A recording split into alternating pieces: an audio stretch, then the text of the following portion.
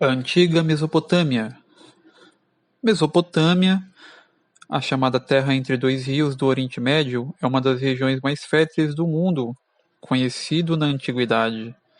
Muitos povos dominaram a terra que fica entre os rios Tigre e Eufrates. Para estudar a história da Mesopotâmia, podemos imaginar um painel no qual as luzes acendem e apagam. Essas luzes são intermináveis guerras e conflitos entre povos com línguas e costumes diferentes. Apesar disso, a Mesopotâmia produziu uma das culturas mais antigas e os primeiros impérios do mundo antigo. A Mesopotâmia fica no extremo oeste da Ásia. Essa região é conhecida como Oriente Médio, que é diferente do Extremo Oriente, onde fica a China e o Japão. Os rios Tigre e Eufrates nascem nas altas montanhas da Armênia, percorrem a Mesopotâmia e desembocam juntos no Golfo da Pérsia. Hoje essa região é coberta de pântano e deserto. Antigamente, as enchentes dos rios formavam uma grande rede de canais e fertilizavam a área, tornando-a ideal para o cultivo de cereais e frutas, e para a criação de gado. Na antiguidade, a Mesopotâmia estava cercada de países pobres e desérticos. A Arábia ao sul, o Irã a leste, a Armênia ao norte e ao oeste o deserto da Síria. É por isso que todos os povos da antiguidade quiseram ser donos daquela terra rica.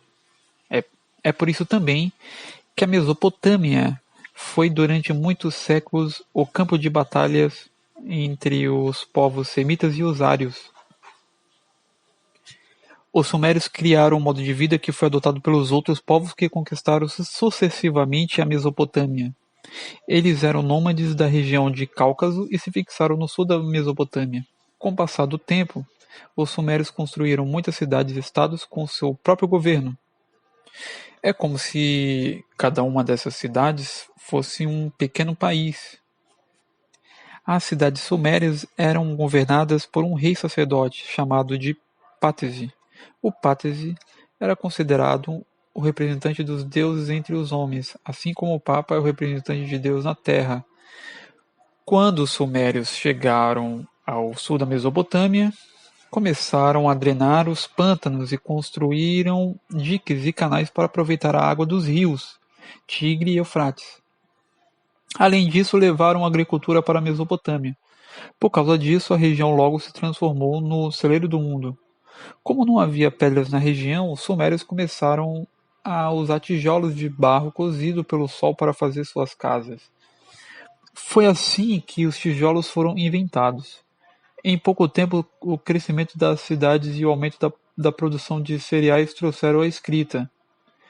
Para poder armazenar o que sobrava, os governantes precisavam saber aquilo que cada cidade plantava e colhia. E precisavam contar quantas cabras havia no pasto. Os sumérios inventaram um tipo de escrita que é chamado de cuneiforme. Como eles não tinham matéria-prima para fazer papel nem papiros, escreviam sobre tábuas feitas de barro.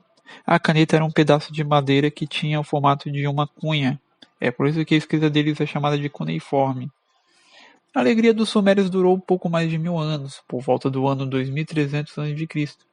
Um bando de nômades semitas que fugiam do deserto da Arábia foram atraídos pela prosperidade das cidades sumérias. Os povos semitas se fixaram na parte média da Mesopotâmia. Antes disso, porém, dividiram-se em dois grupos, os acádios e os amorreus. Os amorreus construíram a cidade de Babilônia, à margem do rio Eufrates. Quando esses dois grupos semitas se fixaram na Mesopotâmia, adotaram a cultura dos sumérios. Aprenderam tudo aquilo que os sumérios sabiam e finalmente os dominaram. Depois de algum tempo, os sumérios desapareceram, embora sua cultura fosse adotada por todos os povos que dominaram a Mesopotâmia. Os semitas viveram em paz durante 2 séculos. Depois começou a disputa entre os dois grupos para ver qual deles dominava o outro. Finalmente, os amorreus de Babilônia dominaram os acádios e conseguiram unificar a Mesopotâmia. O rei dos amorreus era um guerreiro chamado Hammurabi. O Código de Hammurabi, por volta de 1700 anos antes de Cristo, e ele conseguiu unificar as cidades da Mesopotâmia e iniciou a construção de uma imensa muralha em volta da cidade de Babilônia. Então, esse código é um conjunto de leis que diziam que as pessoas e os reis podiam e não podiam fazer. O famoso Código de Hammurabi foi o primeiro código social e político da antiguidade. O código se baseava no princípio do olho por olho, dente por dente. Isto é, se uma pessoa matava a mãe de outra pessoa, essa pessoa tinha o direito de matar a mãe daquela pessoa. Isso pode parecer um pouco complicado à primeira vista, mas era assim que eles faziam justiça. Aproximadamente 300 anos depois de Hammurabi, em 1440 a.C., Moisés, que nasceu na Gósen do Baixo Egito, registrou a lei para os israelitas. A lei mosaica contém algumas semelhanças com o Código de Hammurabi. Alguns críticos da Bíblia acreditam que Moisés copiou do Código Hammurabiano. As diferenças entre a lei mosaica e o Código de Hammurabi são igualmente significativas. Por exemplo, a lei de Moisés foi muito além do Código de Hammurabi, pois estava enraizada na adoração de um Deus, supremo sobre todos.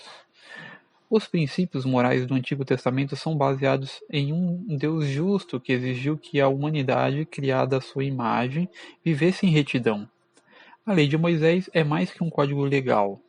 Fala do pecado e da responsabilidade para com Deus. O Código de Hammurabi e outras leis antigas não fazem isso. Todos os povos que em algum momento dominaram a Mesopotâmia adotaram o modo de vida dos sumérios. Aprenderam a plantar e colher, faziam obras para controlar e aproveitar as enchentes e começaram a usar a escrita cuneiforme. Na forma de governo, isso também aconteceu. Cada cidade tinha o deus e o rei era o representante do Deus na terra. Seu poder era absoluto. Quando a Mesopotâmia se tornou um império, o rei governava com a ajuda de nobres, pertencente às famílias mais antigas desses povos. Os territórios que formavam o império podiam ser de dois tipos. Existiam as províncias submetidas, ocupadas pelos conquistadores, e províncias vassalas, isto é, províncias que mantinham seu próprio governo. Mas tinha de pagar impostos em troca dessa liberdade vigiada. Além de pagar impostos em ouro e em soldados, as províncias vassalas podiam manter seus costumes, não eram obrigadas a falar a língua do dominador nem rezar pelos seus deuses.